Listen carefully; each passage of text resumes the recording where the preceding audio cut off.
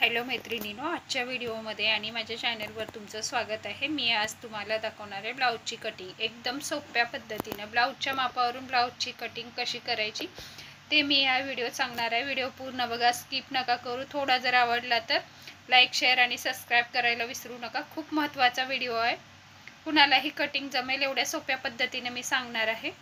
आपला हा साधा ब्लाऊज आहे। मी उलट्या साइडने ब्लाऊजची घडी घालून घेतली। आपण ब्लाऊजच्या मापावर ब्लाऊजची कटिंग करणार आहोत। आता आपण हा ब्लाऊज आहे तो उलटा करून घेऊया। कधी पण ब्लाऊजची उंची घेत असताना शोल्डर जे असते त्याच्या सेंटर मधून घ्यायची, गळ्याच्या साइडने किंवा मुंड्याच्या साइडने नाही घ्यायची। कधी कधी कोण मुंडा डाऊन करतं, कोण गळ्याच्या कडला डाऊन करतं। तर आपण पाठीमागच्या भागाकडून शोल्डर पासून जिथे टेक्स आहे तिथे सरळ अशा पद्धतीने ब्लाऊजच्या उंचीचं मेजरमेंट घ्यायचं। खाली अर्धा इंच किंवा तुम्ही जेवढी शिलाई मार्जिनला कपडा पकडता तेवढा खालच्या साईडला, वरी शोल्डर मध्ये जे जेवढा पकडता तेवढा कपडा आपण वरच्या साईडला घेऊन इथं उंचीची मार्किंग करून घेऊया।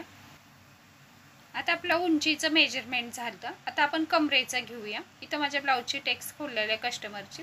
तर आता आपलं कमरेचं मेजरमेंट घेताना खालचा कमरेचा भाग आहे दोन्ही व्यवस्थित फोल्ड करून घ्या। माझ्या ब्लाऊजमध्ये शिलाई मार्जिन भरपूर आहे, तुमच्यामध्ये कमी जास्त असली तर ठेवू शकता। मी कमरेचा जेवढा भाग आहे तेवढा घेऊन 1 इंच एक्स्ट्रा घ्यायचं टेक्ससाठी। मार्जिन पकडून कमरेचं मेजरमेंट घ्यायचं आणि 1 इंच आपण मागे टेक्स घेतो ना ब्लाऊजला त्याच्यासाठी एक्स्ट्रा घ्यायचं। तर आपण तिथं मार्किंग करून घेतली। त्या ब्लाऊजची उंची आपली 13.5 आले। 13.5 ला मार्किंग करून चॉकनी लाईन मारून घेते मी। आता आपल्या ब्लाऊजची उंची घेऊन झाली। आपण जिथं रुंदी घेतले तिथं पण मार्किंग करून घेऊया। आपली 9.5 आले बघा। अशा पद्धतीने आपण मुंड्याचं मेजरमेंट काढायचं। खालचा अर्धा इंच आपण शिलाई मार्जिन साठी सोडलाय आणि तिथं बाही पकडता आपण जे कपडा शिलाईसाठी पकडतो ते पण घेऊन मार्जिन करून घ्यायची। आपलं 5.5 आले तर 5.5 ला मी मार्किंग करून घेतली। दोन्ही साइडला व्यवस्थित मार्किंग करून घ्यायचं। शोल्डर मी 5 इंच घेते। 2 इंच आपण गळा रुंदी घेऊया। शोल्डर पण ब्लाऊजच्या मापावून घ्यायचं असलं तर 2 इंच गळा रुंदी घ्यायचं। जास्त टीप मध्ये मोठा साईजचा गळा असला तर 2.25 घ्यायचा आणि शोल्डर आपण बाहेरच्या साइडने घेतलं तर तयार शोल्डर ठेवून अर्धा इंच एक्स्ट्रा घ्यायचं। मधल्या साइडने घेतलं तर नाही, जेवढं तयार आहे शिलाई मार्जिन पकडून तेवढं पूर्ण शोल्डर घ्यायचं। आता आपण 5.5 इंच मुंड्याची मार्किंग करून झाली। चौकोन बॉक्स बनवून झाला आपला। आता आपण मागच्या भागासाठी 1.5 इंच घ्यायचं। मुंड्याचा आकार देण्यासाठी फक्त मागच्या भागासाठी आपण 1.5 इंच घ्यायचा। छोट्या छोट्या गोष्टी तुम्ही लक्षात ठेवायचं म्हणजे तुम्हाला कटिंग करताना अवघड जाणार नाही। व्हिडिओ व्यवस्थित लक्ष देऊन बघा। काय समजत नसलं तर मला कमेंट मध्ये विचारा। थोडा जर व्हिडिओला लाईक, शेअर आणि सबस्क्राईब करायला विसरू नका। आता आपला मुंड्याचा आकार देऊन झाला। आता आपण गळ्याची उंची बघूया। गळ्याची उंची पण आपण 2 पद्धतीने बघू शकतो।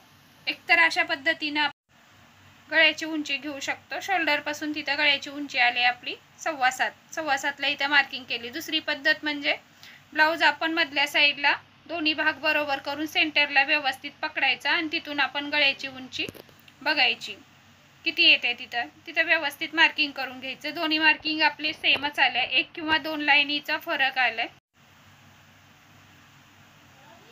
आता आपण गळा रुंदी 2 इंच घेऊया। 2 इंच घेऊन अशा रेषा ओढून बॉक्स बनवून घेऊया। गळ्याला गोलाकार द्यायचे। तुम्हाला गळा आणि डीप मध्ये घ्यायचं असलं तर खालच्या साइडला 2.25 किंवा 2.5 घेऊ शकता। शोल्डरच्या सेंटर मध्ये मागच्या टेक्ससाठी मी मार्किंग करून घेतली। आता आपण 1.5 इंच शिलाई मार्जिनला तिथं पण रेषा ओढून घेतल्या। आता आपला मागचा भाग आखून कट करून झाले। मागच्या टेक्सच्या जागी कट केलं कारण दोन्ही टेक्स आपल्या एका जागी येतील पाठीभागच्या। आता ब्लाऊजच्या हाय तशीच घडी ठेवली। आपल्या इथलं शोल्डरचं तर मेजरमेंट आहे कट केलेलं। 2 इंच गळा रुंदी घ्यायची आपण।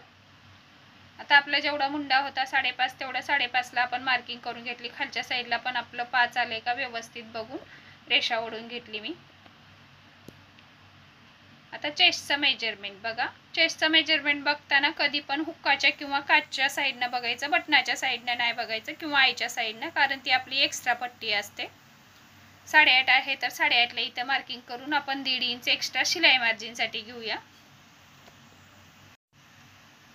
1.5 इंच आपला घेऊन झाला। आता रेषा ओढून घेऊया।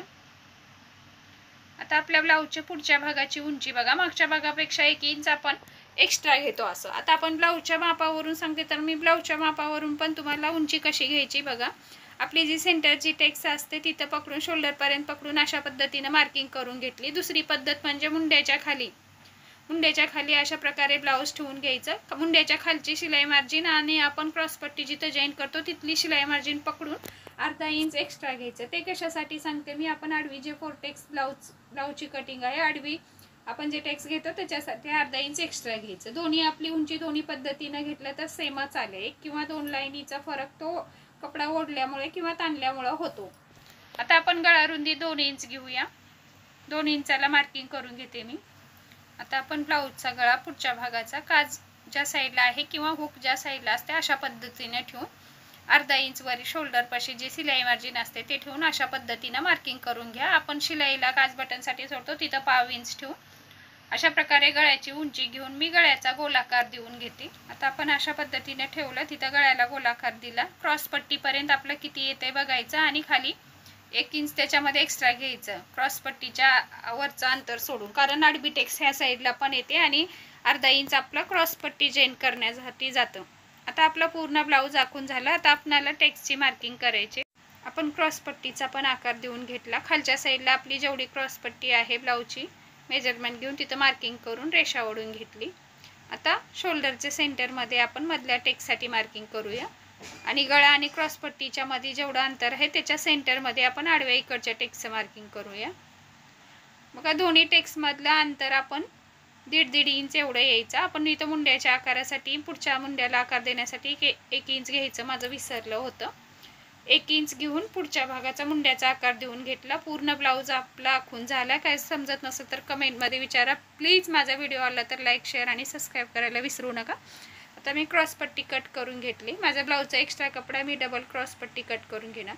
मुंडा बघा, तुम्हाला जर कमी जास्त वाटत असले तर अशा पद्धतीनं तुम्ही ब्लाऊज लावून मेजरमेंट करून बघू शकता. जर जास्त वाटला तर वरच्या साईडला पाव इंच घ्यायचं, कमी वाटला तर खालच्या साईडला घेऊन मार्किंग करून तशा पद्धतीने मुंड्याची कटिंग करायचं. मागचा आणि पुढचा भाग आपला कटिंग करून झाला. आता आपण बाहीची कटिंग बघूया. आता टेक्ससाठी खालच्या साईडनं मी चॉकनं मार्किंग केले, कारण आपल्या दोन्ही साईडच्या टेक्स सेम जागी येतील आणि जिथं आपण टेक्सला मार्किंग केलं त्या जागाने छोटं छोटं कट मारून घ्यायचं, म्हणजे आपल्याला शिलाई करायला सोपं जातं. आता चारी टेक्सला आपलं कट मारून झाले.